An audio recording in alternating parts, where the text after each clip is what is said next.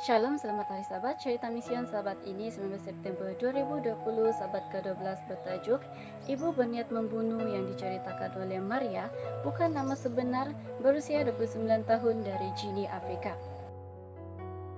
Ibu Maria geram apabila dia mengetahui dari Hamado bahwa anaknya Maria memiliki Alkitab.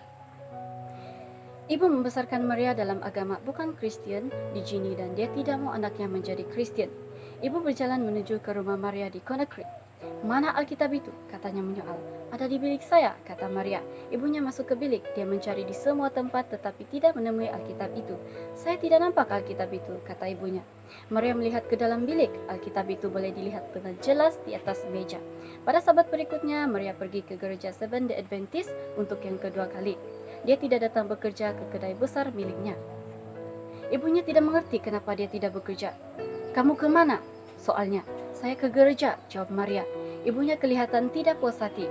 Maria tidak tahu bahwa agama keluarganya tidak menyukai Kristen dan malah mengajarkan bahwa adalah satu tindakan terpuji untuk membunuh ahli keluarga sendiri yang menjadi Kristen. "Ibu, saya gembira bekerja sepanjang minggu, tetapi saya tidak dapat bekerja pada hari Sabtu lagi," kata Maria. Sejak dari hari itu, Ibu Maria mulai memukul Maria. "Saya lebih suka kamu mati daripada melihat kamu tidak menghormati kami," kata Ibu Maria. Apabila pemukulan itu tidak mengubah pikiran Maria, Ibu Maria mulai menyekat akun banknya.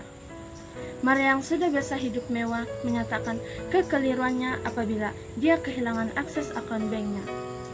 Ibunya menyalahkan orang Adventist atas masalah itu. "Orang Kristen itu berjaya mencuri uang kamu," kata Ibu Maria. Namun, Maria tidak berundur dari keyakinannya. "Saya telah belajar bahwa apabila ada masalah, kita perlu berdoa dan menyerahkan masalah itu kepada Yesus," kata Maria. Pemukulan itu berterusan. Kemudian, Ibu Maria menelepon suami Maria, seorang poligami yang tinggal dengan istrinya yang lain di Jerman. Selepas perbualan telepon itu, suami Maria memberikan dua pilihan. "Pilih antara saya dan Tuhan Yesusmu," kata suami Maria. "Izinkan saya bertanya soalan. Bolehkah kamu meninggalkan Tuhanmu karena saya?" kata Maria. "Tidak mungkin," jawab suami Maria. "Jadi, kenapa kamu meminta saya memilih antara kamu dan Tuhan saya, Yesus?" kata Maria. Selepas itu, suaminya enggan menjawab telepon apabila Maria menghubunginya. Apabila ibunya melihat Maria masih dengan imannya, dia memberitahukan langkah drastis. "Maria, oleh karena kamu tidak mendengarkan saya terpaksa membunuh kamu," kata ibunya. Beberapa hari kemudian, dia berkunjung lagi ke rumah Maria dan menyediakan makanan rebus kegemarannya. Tanpa pengetahuan Maria, masakan itu mengandungi racun yang membunuh.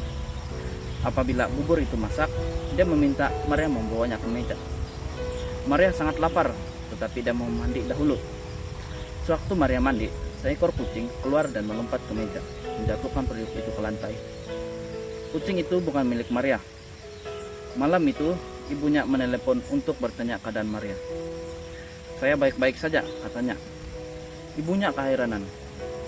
Beberapa hari kemudian, sepupunya Hamado menuangkan racun ke dalam botol air Maria. Selepas meminumnya, Maria mengalami sakit perut yang teruk. Hamado melihat penderitaan Maria, lalu memberitahunya apa yang telah dia lakukan. "Saya minta maaf. Bomo itu meminta saya untuk meletakkan ubat ke dalam air minum kamu untuk membersihkan badan kamu," katanya. Dengan segera, Maria memanggil Pastor Jacob G. Bell-E, Presiden Gereja SDA di Guinea untuk mendoakannya. Dia datang ke rumah Maria dan memberikan 5 biji pil arang cakol. 30 menit kemudian, Maria muntah. Bomo itu menelepon petang itu untuk mengetahui sama ada Maria sudah mati. Dia terkejut mendengar Maria menjawab telepon. Ibunya meminta sepupu yang lain untuk membantu. Sepupunya tiba di rumah Maria bersama 2 orang kawan dengan membawa jarum yang dipenuhi racun. Selepas meminta pembantu rumah itu pergi untuk satu tugasan, dia menyuntik Maria di tangan kiri, kemudian melarikan diri.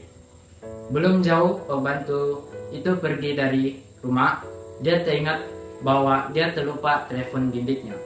Kembali ke rumah, dia mendapati Maria terbaring di lantai, tidak sadarkan diri dengan sebatang jarum tidak jauh darinya. Mengetahui bahwa Pastor Jacob dan Maria bersahabat, Dia meneleponnya untuk meminta tolong.